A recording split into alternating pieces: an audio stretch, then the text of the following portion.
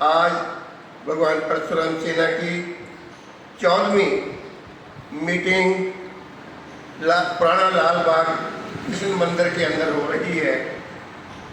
सनातन परशुराम सेना ने यही एक बीड़ा उठाया है कि सनातन धर्म का प्रचार पटियाला के कोने कोने में, मोहल्ले मोहल्ले में जाकर के, मंदिरों में जाकर के सनातन धर्म का प्रचार किया जाए और भगवान परशुराम जी का, जो लोगों को आज तक भगवान परशुराम जी के जीवन के बारे में नहीं पता।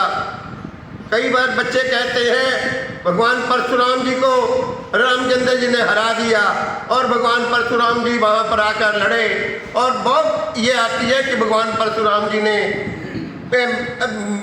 बहुत अत्याचार किए, लोगों को मारा जितने भी थे। लेकिन हमारे बच्चों को इस बात का कभी ज्ञान नहीं दिया जाता, लेकिन उनको यहाँ तक कि हमारे पुराने जो हमारे सनातनी भी हैं उनको भी इस बात के पूरा ज्ञान नहीं है कि भगवान परशुराम जी ने कभी किसी को नहीं मारा। उन्होंने जो अत्याचारी राजे थे, जो अत्याचार कर रहे थे जनता के साथ, उन अत्याचारी राजाओं का नाश किया। अगर भगवान परशुराम जी ने राज करना होता या राज के लिए उन्होंने लड़ाई लड़ी होती तो सारे देश के ऊपर वो राज कर सकते थे। जिस प्रकार उन्होंने सनातन धर्म के अत्याचारी और राजों को मारा और उनका जो राज था वो आप ग्रहण कर सकते थे, लेकिन उन्होंने कभी भी किसी भी जगह पर जाकर के अपना राज नहीं किया और उनका नाश कर करके जो अच्छे वहाँ के सदाचारी बंदे थे उनको जो है वहाँ का राज पाड़ दिया। और जब उन्होंने आखिर में भगवान राम से मिले और देखा वो भी क्षत्रिय थे, अगर वो उन्होंने क्षत्रियों का नाश किया वो करना होता तो राम से भी लड़ाई कर सकते थे। लेकिन जब उन्होंने देखा कि इन्हीं के अंदर विचार थे इनके हैं, ये साक्षात ब्राह्मण भगवान है, तो उन्होंने उसी समय अपने हथियार उनके चरणों में त्याग कर करके और पहाड़ के ऊपर अपना पूजन पाठ करने के लिए चले गए थे।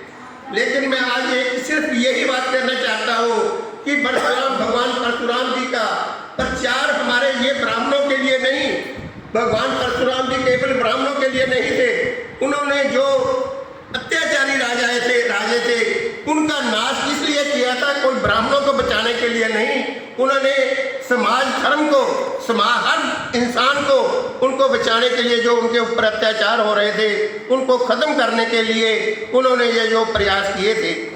लेकिन इसके लिए हम अपनी तरफ से पूरा ये यत्न कर रहे हैं कि भगवान परशुराम जी की जो शिक्षाएं हैं, जो उनका प्रचार है, उसका हर गली में, हर मोहल्ले में यहाँ पर पहुँचे।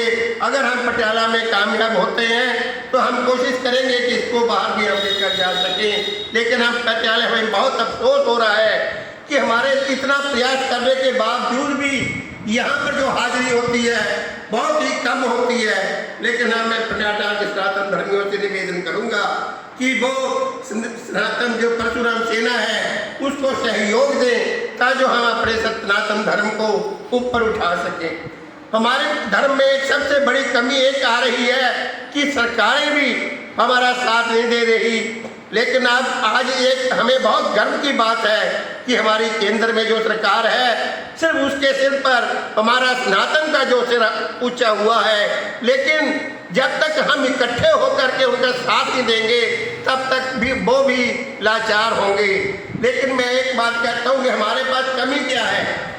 सनातन धर्म के पास सबसे पहले ये है कि जितने हमारे मंदिर हैं, मंदिरों में करोड़ों रुपया, अरबों रुपया मंदिरों के अंदर पड़ा है, लेकिन उस मंदिर पैसे का जो इस्तेमाल हो रहा है वो सरकार के पास जा रहा है। हमारे पैसे से वो उनको सब्सिडियाँ दे रहे हैं दूसरे धर्मों के लोगों को, और वो सब्सिडियाँ हमारे पैसे से इस्तेमाल कर रहे हैं। इसलिए मैं आपको गवर्नमेंट से, सरकार से एक बात का निवेदन करूँगा कि जो मंदिरों का जो संबंध है, मंदिरों का जो बागडोर है वो सनातन धर्म के जो अच्छे भी पदाधिकारी हैं उनके को दिया जाए ताकि सनातन धर्म का प्रचार पूर्ण तौर से हो सके और हिंदुओं के लिए अच्छे स्कूल बने, अच्छे कॉलेज बने, अच्छे अस्पताल बने, ताकि हम अपने बच्चों को दूसरे देखते हैं धर्मों में उनके स्कूलों में जो उन्होंने अपने स्कूल कॉलेज खोले हुए हैं उनके लिए सीटें रिजर्व है, उनके बच्चों को फीसें माफ होती हैं, लेकिन हमारे सनातन धर्म का कोई भी ऐसे अच्छे स्कूल नहीं है जिनके ऊपर हम उनको फीसें माफ कर करके दे। सबसे बड़ी हमारी संस्कृति को खत्म करने के लिए संस्कृत भाषा को उसको निकाला जा रहा है। जो हमारा देश था, जो हमारा था, पटियाला के अंदर संस्कृत कॉलेज था, जो संस्कृत कॉलेज की वहाँ से संस्कृत के विद्वान बन रहे थे, शास्त्री कर रहे थे, लेकिन पंजाब सरकार ने उस स्कूल कॉलेज को चलाना तो क्या था, उसको बंद ही कर दिया। वहाँ पर आज ना कोई संस्कृत का टीचर है, ना कि वहाँ पर कोई स्टूडेंट है।